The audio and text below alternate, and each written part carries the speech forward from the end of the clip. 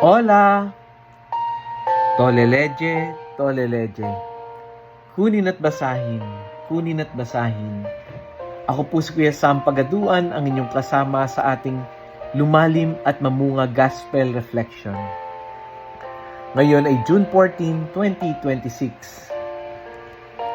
Ang mabuting balita ng Panginoon ayon kay San Mateo. Chapter 9, verse 36, up to chapter 10, verse 8. Noong panahong iyon, nang makita ni Jesus ang napakaraming tao, nahabag siya sa kanila sapagkat sila'y lito at lupaypay, parang mga tupang walang pastol. Kaya't sinabi niya sa kanyang mga alagad, "Sagana ang aanihin, ngunit kakaunti ang mag-aani. Idalangin ninyo sa may-ari ng anihan na magpadala siya ng mga manggagawa sa kanyang aanihin." Tinipon ni Jesus ang 12 alagad at binigyan ng kapangyarihang magpalayas ng masasamang espiritu at magpagaling ng may karamdaman. Ito ang pangalan ng 12 apostol, si Simon na tinatawag na Pedro at si Andres na kanyang kapatid, sina Santiago at Juan na mga anak ni Zebedeo, sina Felipe at Bartolome, si Tomas at si Mateo na publikano, si Santiago ni anak ni Alpeo at si Tadeo, si Simong Makabayan at si Judas Iscariote ang nagkanulo kay Jesus. Ang 12 ito'y sinugo ni Jesus at kanyang pinagbilinan. Huwag kayong pupunta sa lugar ng mga hentil o sa alinmang bayan ng mga Samaritano. Sa halip ay hanapin ninyo ang mga nawawalang tupa ng sambayanan ng Israel. Humayo kayo at ipangaral ninyo na malapit ng maghari ang Diyos. Pagalingin ninyo ang mga may sakit at buhayin ang mga patay. Pagalingin ninyo ang mga ketungin at palayasin ang mga demonyo. Yamang tumanggap kayo ng walang bayad, magbigay naman kayo ng walang bayad. Ang mabuting balita ng Panginoon.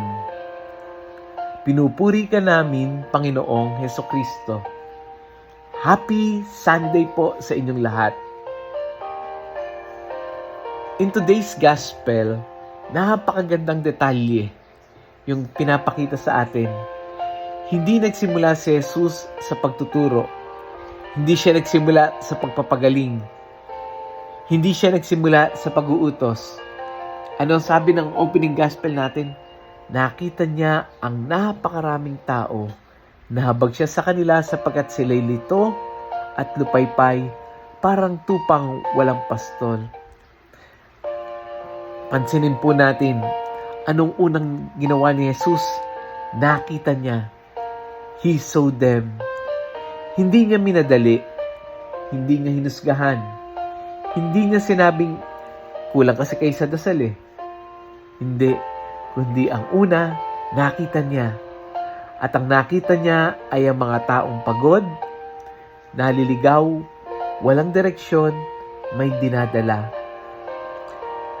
Ang salitang nahabag dito ay hindi lang simpleng naawa. Ang ibig sabihin nito ay may malalim na pagkilos mula sa loob.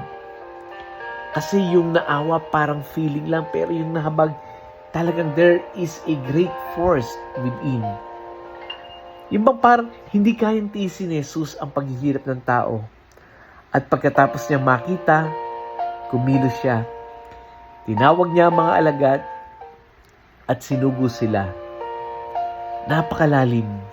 Ibig sabihin, hindi sapat na makita ang pangailangan.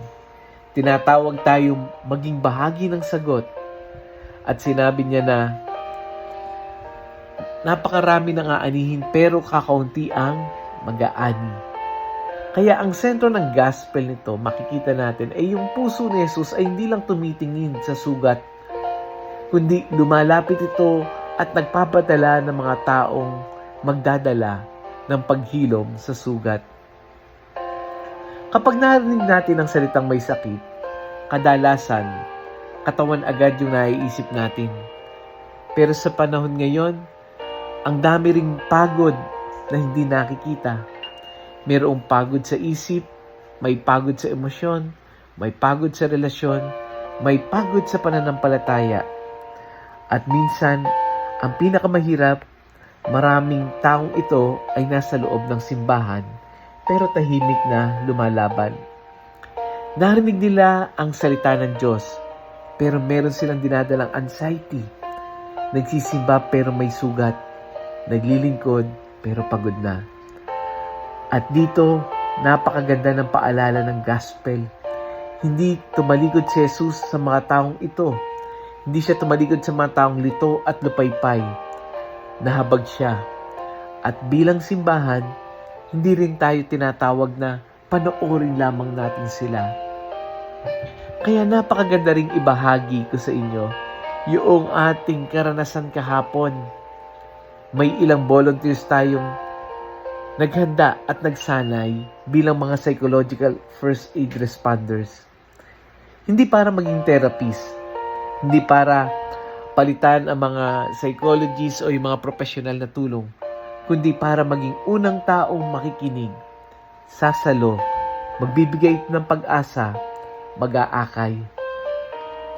Idalangin natin na sana sa mga susunod na linggo, ma-launch natin yung programang ito para makatugon tayo sa pangailangan ng mananampalataya sa ating community, lalong-lalo na sa St. Augustine Parish, Baliwag, Bulacan. Itong services na ito ay open sa lahat. Kahit saan kang parokya, just come. Dahil minsan, ang kailangan ng tao ay hindi agad sagot. Minsan, ang kailangan muna nilang maramdaman, may nakakita sa kanila. At baka dito rin tayo inaanyayahan ni Lord. Hindi lahat tinatawag na mangaral. Baka tinatawag ka maging tagapakinig, taga-suporta, tagahatid ng pag-asa. Kung meron kang nararamdaman na parang tinatawag ka rito, baka hindi ito aksidente. Ito ay paanyaya. Baka ikaw rin ang isa sa manggagawang hinihingi ni Jesus. Kaya ngayong araw na ito, ang hamon sa atin ng gospel, no? Tingnan natin ang tao, tingnan natin mga nasa paligid natin. Hindi lang basta nakikita natin sila, kundi damahin din natin yung pinagdaraanan nila. At pangalawa, ito, personal na apel ako sa inyo. Ipagdasal natin na mailunsad natin itong psycho-spiritual wellness, psychological first aid ministry. Dalangin natin ito. Ayaw natin pangunahan, basta ipanalangin natin. No? Panalangin natin. Let us pray. Panginoong Jesus, salamat dahil sa nakikita mo kami.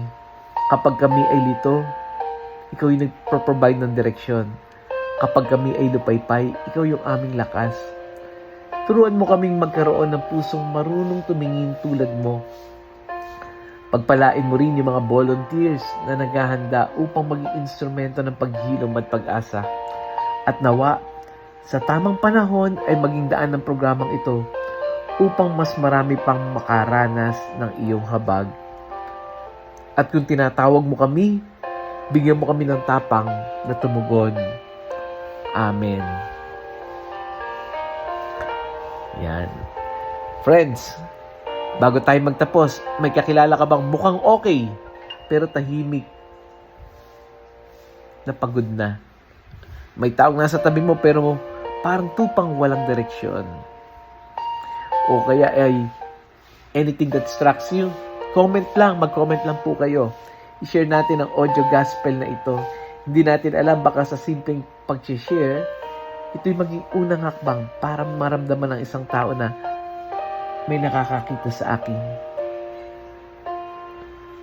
Nakikita ako ng Diyos at may awa ang Diyos sa akin. Muli, share natin ang audio gospel nito sa ating mga kaibigan, kakilala, kapamilya, kamag-anak, mga kaibigan natin, classmates natin, sa GC, sa kaopisina. Ako po si Kuya Sam Pagaduan, lagi nag-aanyaya. Halina, tayo ay lumalim at mamunga. Lumalim sa pananampalataya at mamunga na mabuting gawa. God bless us all.